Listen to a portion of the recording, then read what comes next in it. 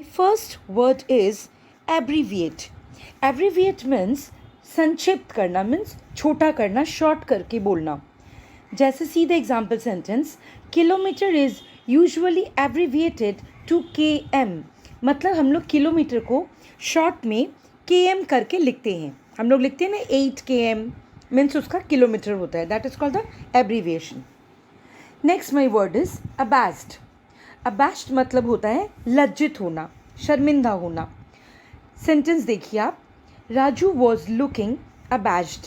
Means Raju ने ऐसा कुछ किया, ऐसी कोई गलती की जिससे वो लज्जित दिख रहा था, वो लज्जित हो रहा था. Next my word is abdicate. Abdicate का मतलब है त्याग करना.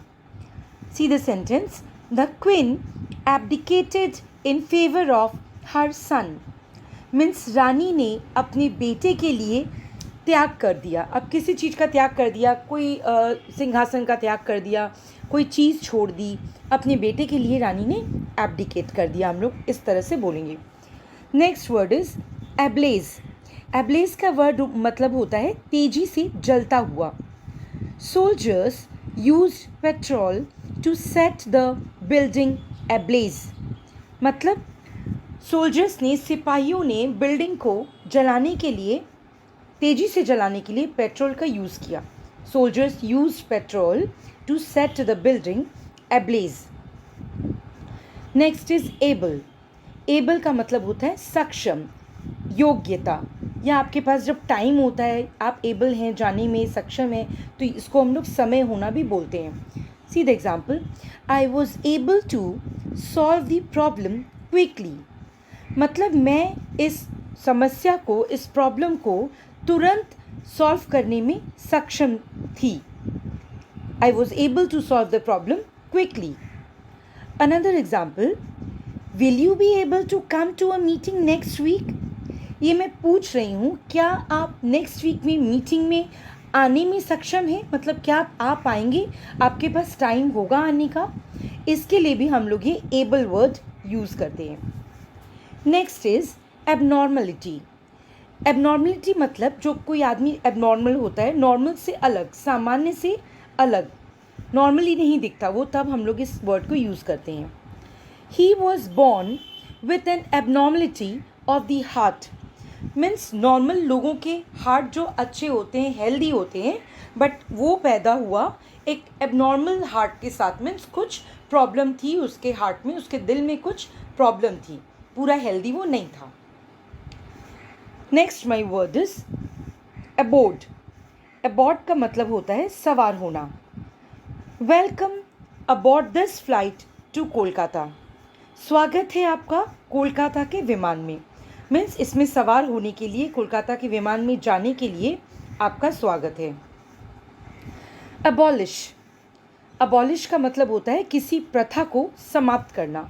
मीन्स कोई ऐसा चलन है, कोई ऐसी प्रथा है जो चली हुई है और अब वो नहीं चल रही, अब वो बंद हो रही है, उसको बंद करना है, तो हम लोग एबॉलिश वर्ड यूज़ करते हैं, किसी प्रथा को बंद करना. The child marriage was abolished. पहले बच्चों की शादियाँ हो जाया करती थी, अब बच्चों की शादियाँ पे रोक लग गया है, तो the child marriage was abolished. बाल विवाह समाप्त किया गया. Next my word is abort. Abort का मतलब होता है किसी काम को पूरा होने के पहले ही ख़त्म कर देना. मतलब आप वो काम अभी और चल सकता था, बट आपने उसको पूरा नहीं किया, पूरा होने के पहले ही उसको आप ख़त्म कर दिया, आपने एंड कर दिया. The company aborted the project suddenly.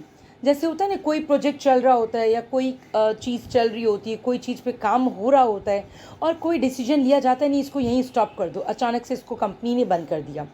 The company aborted the project suddenly. Next my word is abortive. Abortive का मतलब होता है निष्फल होना, फेल हो जाना, failed. See the example sentence, he made 2 abortive attempts to escape from prison. Means उसने 2 बार try किया जेल से भागने का, लेकिन वो निष्फल हो गया. मीन्स ऐसी ट्राई, ऐसा एस्केप जो आप करें भी लेकिन सफल भी ना हो, आप निष्फल हो जाएं, तब हम लोग एबॉटिव वर्ड यूज़ करते हैं. He made 2 abortive attempts to escape from prison. Next my word is accordingly means उसी के अनुसार. I realized that I was in danger and acted accordingly. मतलब मैंने ये महसूस किया, मैंने एहसास किया कि मैं किसी डेंजर में हूँ, किसी मुसीबत में हूँ, और मैंने उसी के अनुसार रिएक्ट किया. मीन्स उसी के अनुसार अब डिसीजन लिया कि मुझे क्या करना चाहिए.